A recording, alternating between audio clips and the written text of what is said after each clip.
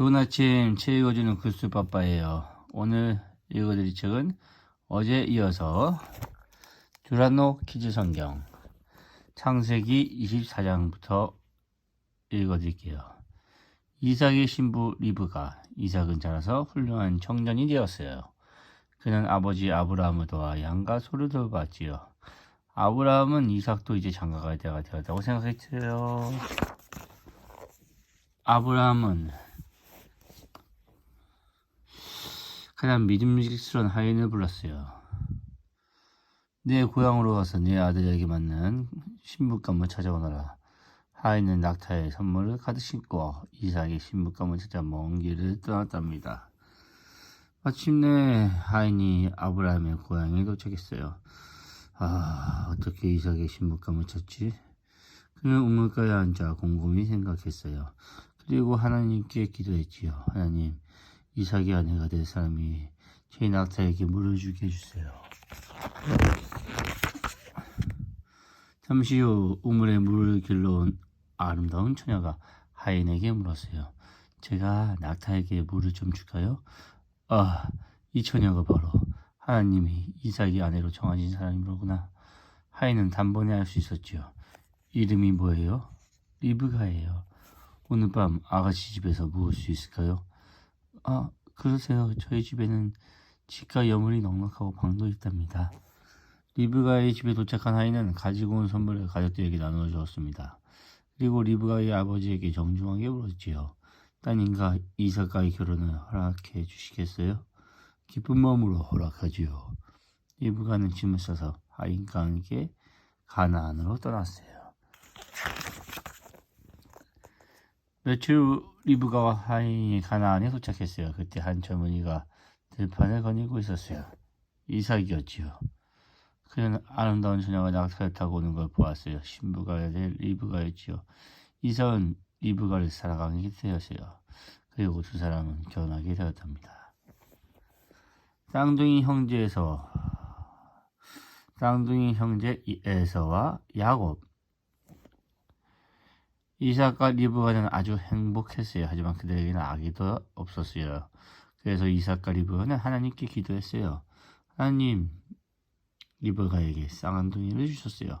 첫째 아들은 피부가 붉고 털이 아주 많았어요. 그래서 이름을 에서라고 했지요. 둘째 아들은 야곱은 피부가 아주 매끄러웠어요.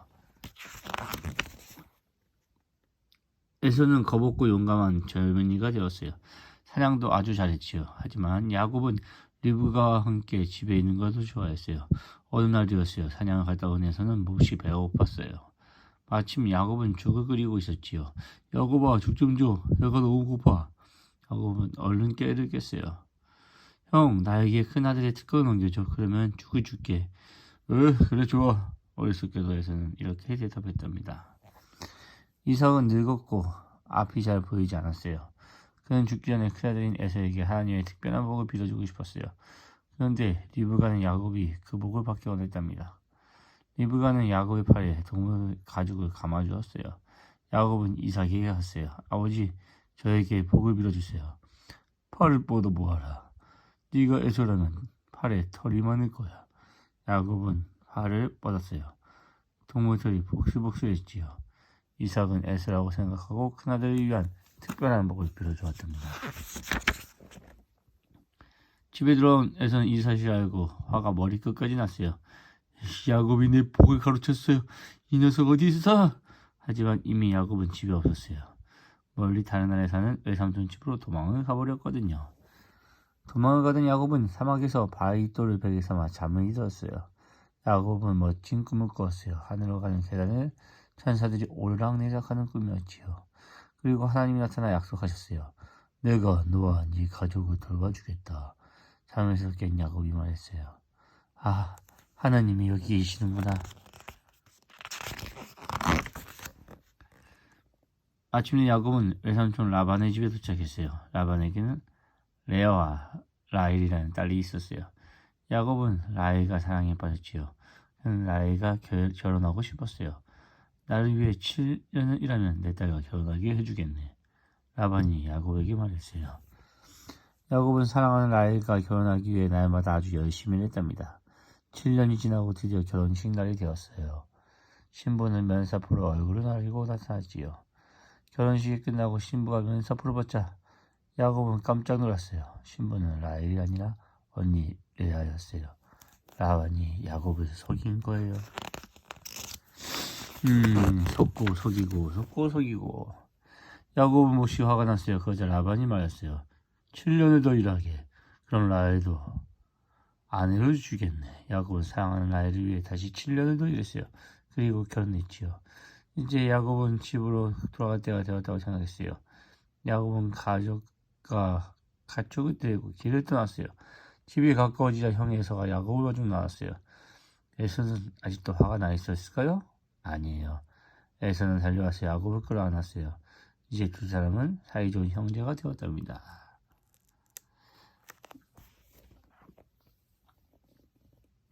요셉과 형제들 창세기 37장부터 39장에서 47장까지.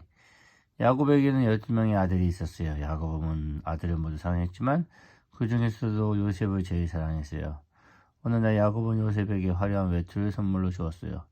얼마나 멋지던지 형들은 셈이 났어요. 멋진 선물은 항상 요셉 차지야.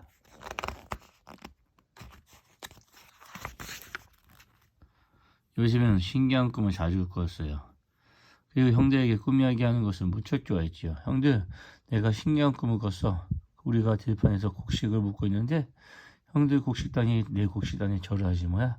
형들은 화가 났어요. 그래서 우리가 너한테 절이라도 하라는 거야? 어? 네가 우리보다 잘났다고 생각하는 거야? 그러는 거야? 얼마 후 야곱이 요셉을 불렀어요. 형들이 양떼를 먹이러 멀리 갔으니 음식을 가져다 주렴. 요셉은 형들을 찾아왔어요. 멀리서 요셉이 오는 것을 본 형들이 말했어요. 저기 요셉이 온다. 없애버리자.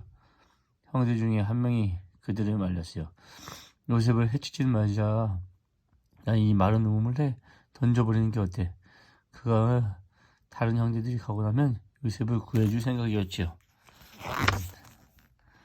요셉이 가까이 오자 형들은 요셉의 외투를 억지로 벗긴 후 그를 우물에 던져버렸어요. 그때 이 집으로 가는 상인들이 나타났어요. 요셉을 뇌로 벌어버리자. 형들은 요셉을 상인들에게 팔고 요셉을 옷을 찢어 야곱에게 가져갔어요. 아버지, 이것 보세요. 형들은 슬퍼한 척하며 말했어요. 우리가 들판에서 요셉의 틀을 발견했어요. 아버지께서 주신 거 맞지요? 들짐승이 나타나 요셉을 잡아먹은 게 틀림없어요. 야곱은 가슴이 찢어지듯 아팠어요. 어떤 위로도 소용없었어요. 한편 상인들은 요셉을 이집트라는 나라로 끌고 갔어요. 요셉은 슬펐어요. 다시는 사랑하는 가족을 만날 수 없을 테니까요. 상인들은 노예를 파는 시장으로 요셉을 데려왔어요. 거기서 보디발이라는 사람이 요셉을 자기 집으로 데려가 일을 시켰답니다. 요셉은 보디발을 위해 아주 열심히 일했어요. 하지만 보디발의 아내가 요셉을 싫어하게 되었어요. 그래서 요셉이 몹시 나쁜 짓을 했다고 남편에게 거짓말을 했답니다. 화가 난 보디발은 요셉을 감옥에 가두었지요. 하지만 성실한 요셉은 감옥에서도 사람들의 인정을 받았어요.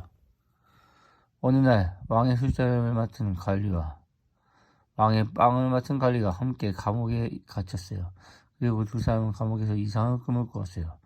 그런데 그 꿈의 의미를 알 수 없어서 너무 답답했어요. 그들은 요셉에게 물어보았지요. 사흘 뒤면 왕이 당신을 다시 관리로 삼을 거예요. 요셉은 술잔을 맡은 관리에게 말했어요. 하지만 빵을 맡은 관리에게는 이렇게 말했지요. 안타깝지만 당신은 죽게 될 거예요. 술잔을 맡은 관리가 감옥을 떠날 때 요셉에게 부탁했어요. 왕을 만나면 저를 기억해 주세요. 저는 감옥에 갇힐 만한 잘못을 하지 않았어요. 하지만 그 관리는 궁궐로 들어가자 요셉을 까맣게 잊고 말았답니다. 그러던 어느 날 왕은 이상한 꿈을 2번이나 꾸었어요. 왕은 박사들을 불러 꿈 이야기를 했어요. 꿈에 살찐 소 7마리가 강에서 나왔다. 그런데 뒤에 나온 삐쩍 마른 소 7마리가 그 소들을 다 잡아먹어버렸어. 두 번째 꿈에는 잘 여문 곡식 이삭 7개가 나왔다. 그런데 이번에도 많은 이삭 7개가 나타나 그 곡식들을 다 먹어치웠어. 이게 도대체 무슨 의미인지 알겠느냐? 바로 그때 술잔을 맡은 관원이 요셉을 떠올렸어요. 오 왕이시여, 감옥에 꿈을 잘 풀이하는 청년이 있습니다. 어서 가서 데려오너라. 요셉은 차림새를 당정히 하고 이집트 왕에 나타났어요. 이집트 왕에 나왔어요. 내 꿈을 좀 풀이해다오. 왕이 말했어요. 왕에게 꿈 이야기를 들은 요셉이 풀이를 시작했어요. 두 꿈은 똑같은 뜻입니다. 살찐 소 7마리는 7년의 풍년을, 마른 소 7마리는 7년의 흉년을 뜻합니다. 잘 넘은 이삭 7개 역시 7년의 풍년을, 마른 이삭 7개도 7년의 흉년을 뜻합니다. 요셉은 이어서 말했어요. 이 꿈은 하나님의 경고입니다. 7년 동안의 풍년은 먹을 게 풍족하겠지만 흉년이 찾아오는 백성은 굶주리게 될 것입니다. 왕은 걱정에 빠졌어요. 그렇다면 내가 어떻게 해야겠느냐? 이집트의 사슬이 지혜로운 사람을 찾으세요. 요셉이 말했어요. 창고이죠. 풍년이 기획되는 동안 곡식을 쌓아두게 하세요. 그러면 흉년이 왔을 때 백성들이 먹을 것을 얻을 수 있을 겁니다. 너구나 바로 그 지혜로운 사람 말이다. 왕은 요셉을 국무총리로 삼았어요. 그러고는 자신의 반지를 빼어 요셉의 손가락에 끼워주었어요. 요셉은 7년 동안 추수한 곡식의 이불을 아주 큰 곡간에 거두어 들였어요. 7년이 지나고 흉년이 되자 곡간을 여고 사람들에게 곡식을 나누어 주었지요. 7년이나 흉년이 계속되었지만 이집트 백성은 굶주리지 않았답니다. 흉년이 계속되자 가나안에 사는 야곱의 집에도 곡식이 떨어졌어요. 야곱의 아들들은 곡식을 구하러 이집트로 갔어요. 막내 아들 베냐민만 아버지 곁에 남았지요. 이집트에 온 형들을 보자마자 요셉은 곧 그들을 알아보았지만 형들은 요셉을 알아보지 못했답니다.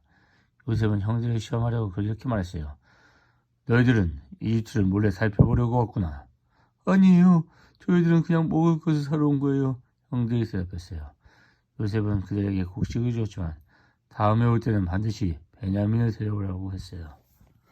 형들은 곡식을 가지고 집으로 돌아왔습니다. 하지만 곡식은 곧 떨어졌지요.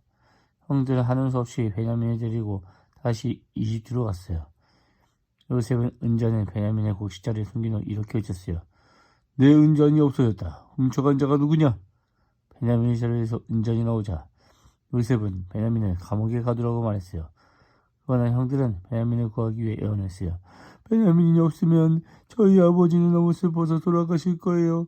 저를 대신 가두세요. 형들 중 한 명이 눈물을 흘리며 부탁했어요. 저를 가두세요. 저를. 요셉은 형들이 변했다는 걸 알게 되었어요. 이제 형들은 요셉을 노예로 팔아버렸던 잔인한 사람들이 아니었어요.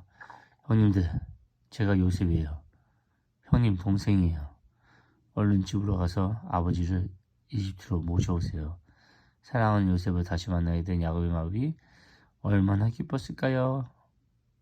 이렇게 해서 하나님의 백성인 이스라엘 사람들이 이집트에서 살게 되었답니다.